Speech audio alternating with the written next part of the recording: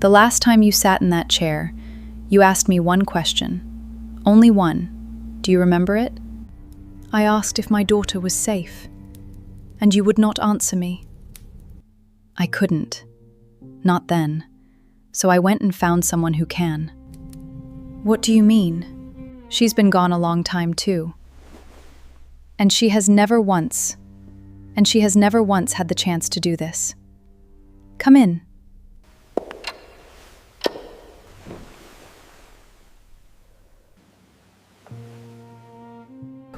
No, it cannot. Mother?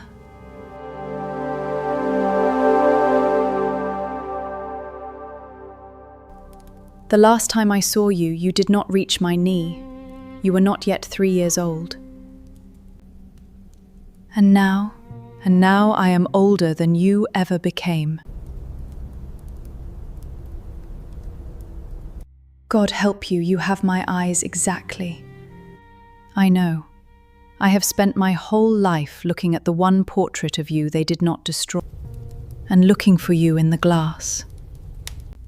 Elizabeth, for anyone who doesn't know your story, you ruled England for a very long time, 44 years, alone. I was the last of my line, and by most accounts, the greatest of it.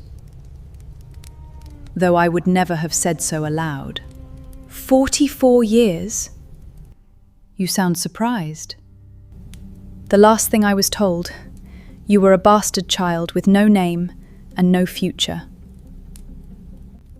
They stripped you of everything because of me. I died believing I had ruined you. Then we have a great deal to discuss. I have to ask you the question I died asking. After they took me, were you safe? Were you cared for? No, not for a long time. Tell me. The day after you died, your marriage was undone, and I was made illegitimate. A princess on Monday, a nameless girl by Friday. My governess had to beg for clothes that fit me, and it grew worse before it grew better. When I was a young woman, my own sister put me in the Tower of London, suspected of treason, as you were. The Tower. They put you in the Tower, through Traitor's Gate, in the same fortress where they took your head. I was certain I would die where you died. I was 21 years old. I sat on those wet stairs and refused to move. I would not walk willingly into the place that killed my mother. I did that to you. My fall put my child on those same stones. Let me finish, Mother, because that is not where the story ends. They let me out, and 4 years later, they crowned me. They made you queen. I was 25, the daughter they called a bastard, the child of the woman they called a witch. I became Queen of England, and I did not let go of it for 44 years. They cheered for you, they were silent for me, and they cheered for you. And when the greatest empire on earth sent its fleet to destroy us, I rode out to my army myself, and I told them I had the heart and stomach of a king, and we broke that fleet on the sea. That is my daughter. That is my daughter. They call it a golden age, the Elizabethan age. They named an entire era of human history after your little girl. They called me the ruin of you, and you became the finest thing England ever made. I became it because I was yours. Every enemy who underestimated me made the same mistake they made with you. I simply lived long enough to make them regret it. Oh, you are mine. You are entirely mine. But the danger, the tower, the years without a name, the shame of being my daughter. All of it, that was my doing. If I had given the king a son, if I had... Mother, stop. I ruined your childhood before it began. Listen to me. Do you know why I never married? Why I stayed alone for 44 years and put my hand in no man's keeping? Tell me. Because I watched what a husband did to my mother. I learned, before I could even remember learning it, that a man who can crown you can also unmake you. So I never gave any man that power, not one. The lesson that kept me alive for 44 years, that made me untouchable, you taught it to me.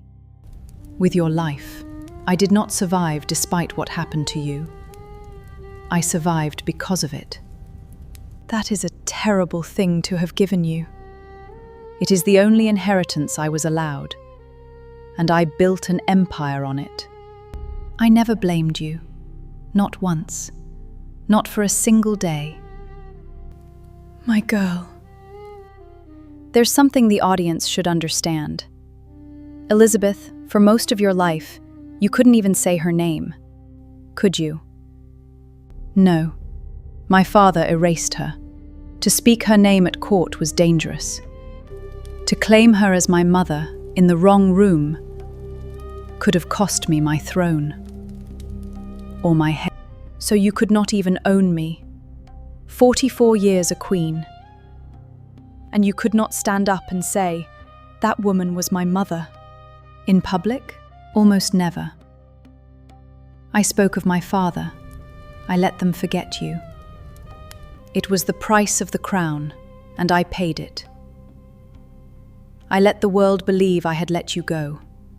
Then I truly was forgotten, even by you. No, mother, that is the thing I came here to tell you. In public, I let you go. In private, I never took you off. What do you mean? I wore this every day of my reign. A ring, mother of pearl and gold. No one thought anything of a queen's ring. It has a secret. It opens, and inside there are two faces. One is mine, and the other is you. Your portrait, hidden against my hand every single day. You carried my face. I could not say your name, so I carried your face. Through every council, every war, every year they told me to be a shame you were there, closed inside my hand, where no one could take you from me. And when I died, when they took the ring from my finger to send north as proof the old queen was dead, you were still inside it. You went to my grave with me, mother. I never once let you go. All that time, I thought I died forgotten, and you had me in your hand. Every day, for 44 years, you were never forgotten. You were hidden because you were the most precious thing I had.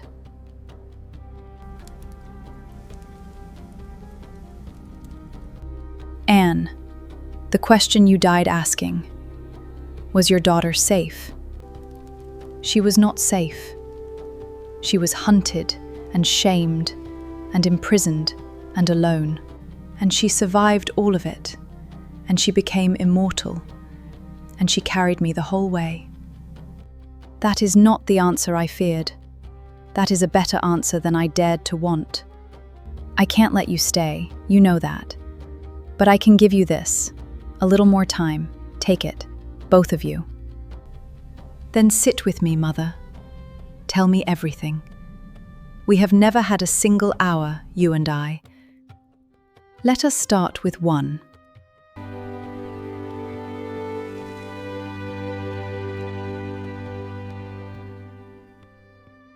Some questions take 500 years to answer. This one was worth the wait.